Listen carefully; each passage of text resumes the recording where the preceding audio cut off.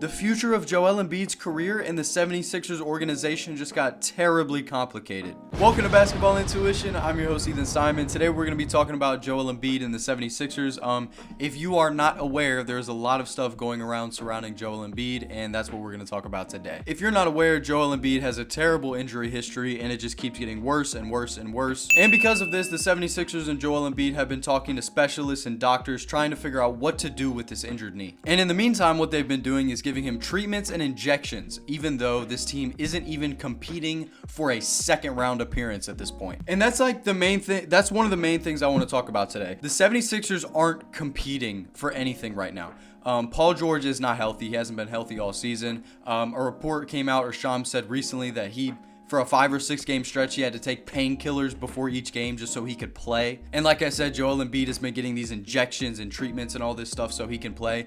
But really, there is no reason for the 76ers to be even letting these guys on the floor at this point. If you were using your brain, and if you were really thinking and using your brain, you would be like, okay, our 2 best players can't stay healthy. So why don't we shut them down for the season so we can get healthy as a team?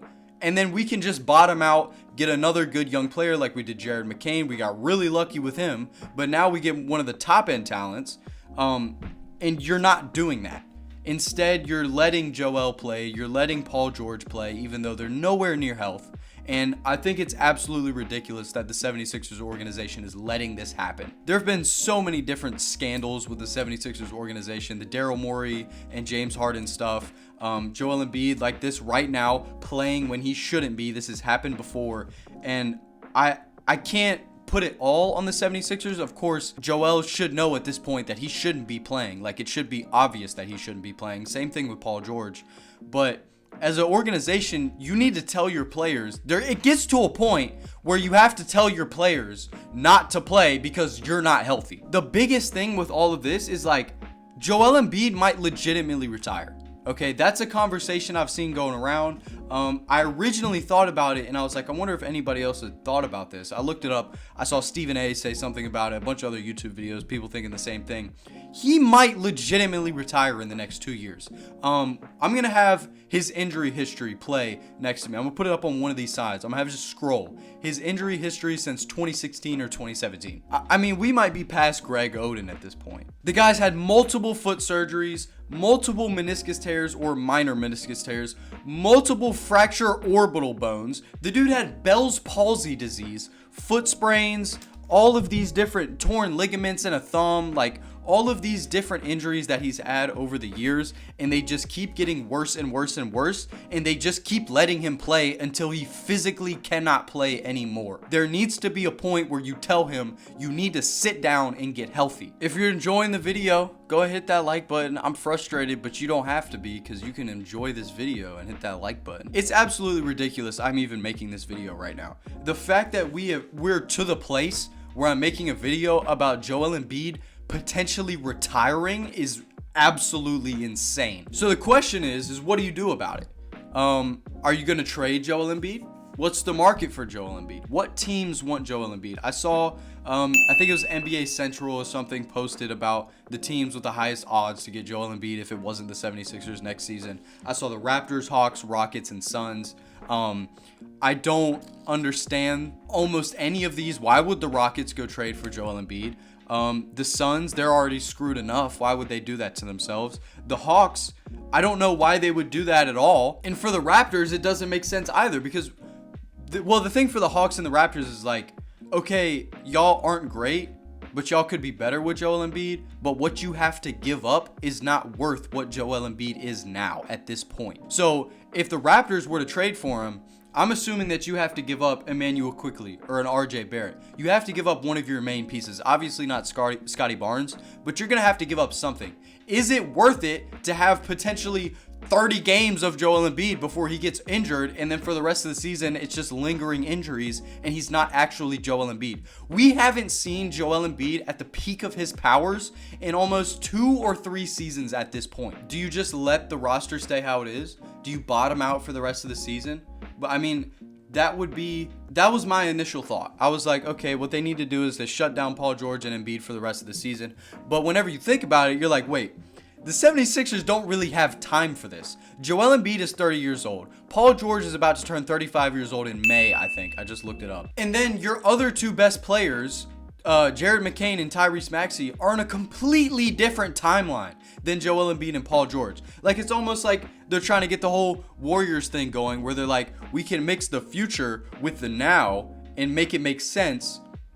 But in reality, that's not going to happen. The Warriors tried to do that, and it's actually working because they got to keep Brandon Podziemski and Jonathan Kuminga, and they have Jimmy Butler now. So, like, that's working for them. I'll give them that. But the 76ers don't really have this option. Paul George sucks right now. Okay, I'm not saying he's a bad basketball player. I'm not saying that he can't be good anymore. I'm saying that as of right now, Paul George sucks. Okay, the injuries, it doesn't help. He can't get a shot to fall. All right, Paul George, there's no point in having him on the roster at this point. What is he doing? He has one of the worst contracts in the NBA at this point at 35 years old. That is an awful contract. Same thing with Joel Embiid. He has a fat contract. These two guys that you're paying, hold on, let me check the contracts. Joel Embiid is under contract until 2028, and then 2029 he has a player option.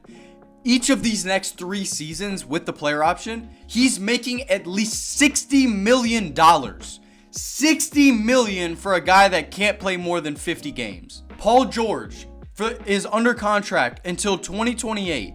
He is making $50 million for the next 4 years. 4 years, yes. As a 35-year-old. You're going to be paying a 37, 38-year-old Paul George $55 million. Nobody's trading for that contract. Absolutely nobody is trading for Paul George's contract, okay? So it's like, what do you do with Paul George? You just keep him on the team and pay him these $50 million for him to be mid and only play X amount of games? They're the 12th seed. They are the 12th seed in the Eastern Conference. The East. I am a fan of an Eastern Conference team. A lot of Eastern Conference fans are like, you know, obviously the West is better, but it's not that much better.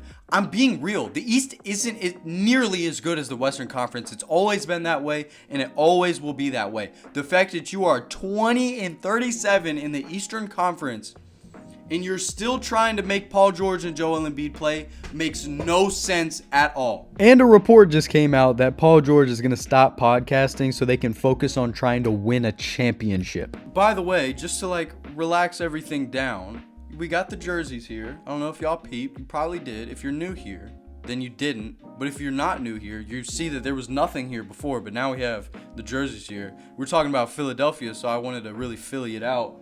We got the Kobe McDonald's All-America. We got the AI. We got the Dirk over there. He ain't got nothing to do with Philly, but we got the AI over there. I don't know. But yeah, I'm just frustrated. Like, I'm really frustrated with the 76ers. I've always loved Joel Embiid. I've always loved Paul George. And it hurts to see them on the same team at this point, not playing for anything, being hurt all the time, and for whatever reason still playing. But I'm just frustrated, and I don't know what to think, and I don't know what are they supposed to do. There's no trade market for Joel Embiid or Paul George, so it's like, how are you going to trade either of these guys? And if you just let them sit on the roster, they're just going to keep getting older and older and older, and you're going to have to pay them more money and more money and more money. And that's just like, you're just screwed. I probably could think about this another way. Like, it might just be because this is new and like I'm all mad about it and like I'm trying to make sense of it. So like, there might be a real option for them. Like, they might be able to really do something to get rid of Joel or get rid of Paul George. But like, as I'm thinking of it right now, and as of where we stand at 1:09 p.m. February 26th, the 76ers they don't even know what they're supposed to do. Nobody knows what the 76ers are supposed to do. So I really just wanted to get on here and talk about that. Like, obviously, this is nothing like my typical video. If you want to watch a typical video, go watch my last video, the one before that, or the one before that, or the one before that.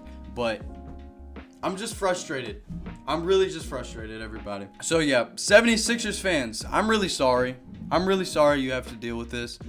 Philly fans, y'all know you're not the most pleasing fans to deal with as not a Philly fan. You know what I mean? Like, watching Philly fans be happy or upset is just annoying because y'all go way over the top, but y'all have like a very strong fan base. So like, I can appreciate that. And I do feel bad for y'all. Like, I really do feel bad for y'all. But most importantly, I feel terrible for Joel Embiid. I feel awful.